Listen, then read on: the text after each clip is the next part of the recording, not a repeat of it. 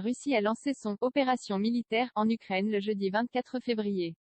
Tous les soirs, à 19h30, 20 minutes vous propose son point récap sur le conflit diplomatique russo-ukrainien devenu une guerre qui fait chaque jour des morts, des blessés et des milliers de réfugiés. Qui a fait quoi, qui a dit quoi, et qui soutient qui et pourquoi. Vous saurez tout sur l'avancée des négociations.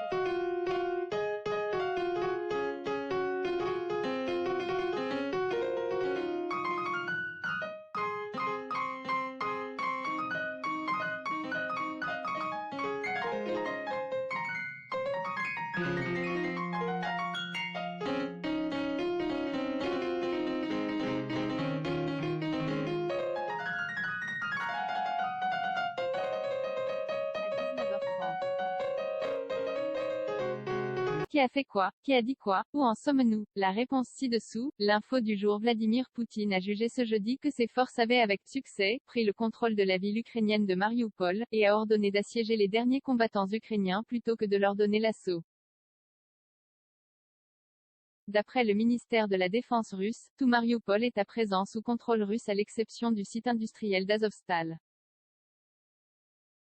L'accès à ce contenu a été bloqué afin de respecter votre choix de consentement en cliquant sur « J'accepte ». Vous acceptez le dépôt de cookies par des services externes et aurez ainsi accès au contenu de nos partenaires. J'accepte, et pour mieux rémunérer 20 minutes, n'hésitez pas à accepter tous les cookies, même pour un jour uniquement, via notre bouton « J'accepte » pour aujourd'hui dans le bandeau ci-dessous. Plus d'informations sur la page politique de gestion des cookies. Le vaste site industriel de Marioupol abrite encore 2,000 militaires ukrainiens, d'après le ministre russe de la Défense. Vladimir Poutine a promis la vie sauve à ceux qui se rendront. Pourtant, l'usine d'Azovstal, dernière poche de résistance ukrainienne à Marioupol, est la cible de nombreux bombardements russes. Le président ukrainien Volodymyr Zelensky affirme que les militaires retranchés dans la vaste Assiérie ont environ 1,000 civils, femmes et enfants, et des centaines de blessés avec eux. Ce matin, la vice-première ministre ukrainienne a réclamé un couloir humanitaire afin d'évacuer les civils et les militaires blessés d'Azovstal à Marioupol. Le ministère ukrainien des Affaires étrangères a réitéré cette demande. L'accès à ce contenu a été bloqué afin de respecter votre choix de consentement en cliquant sur « J'accepte ». Vous acceptez le dépôt de cookies par des services externes et aurez ainsi accès au contenu de nos partenaires. J'accepte, et pour mieux rémunérer 20 minutes, n'hésitez pas à accepter tous les cookies, même pour un jour uniquement, via notre bouton « J'accepte » pour aujourd'hui dans le bandeau ci-dessous. Plus d'informations sur la page politique de gestion des cookies. La phrase du jour. Joe Biden a jugé contestable le contrôle par la Russie de la ville ukrainienne de Marioupol, revendiqué par son homologue russe Vladimir Poutine.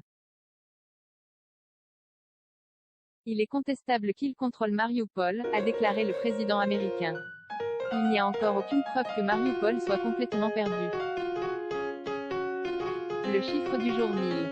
C'est le nombre de civils qui se trouvent actuellement dans les morgues de la région de Kiev, a indiqué ce jeudi une responsable ukrainienne, alors que Kiev accuse les Russes d'avoir « massacré » des centaines de civils pendant leur occupation de la région en mars. 1020 corps de civils, uniquement de civils, sont « dans les morgues » de l'ensemble de la région de Kiev, a déclaré la vice-première ministre ukrainienne Olga Stefanishyna dans la ville de Borodianka, au nord-ouest de Kiev. La tendance du jour. C'est encore et toujours la mobilisation internationale pour tenter de sanctionner et de raisonner le chef du Kremlin. Ce jeudi, le président américain Joe Biden a annoncé une nouvelle enveloppe militaire de 800 millions de dollars pour l'Ukraine, qui aidera selon lui Kiev à combattre l'offensive russe dans le Donbass. Cette enveloppe comprend des armes d'artillerie lourde, des dizaines de canons, Howitzer, 144.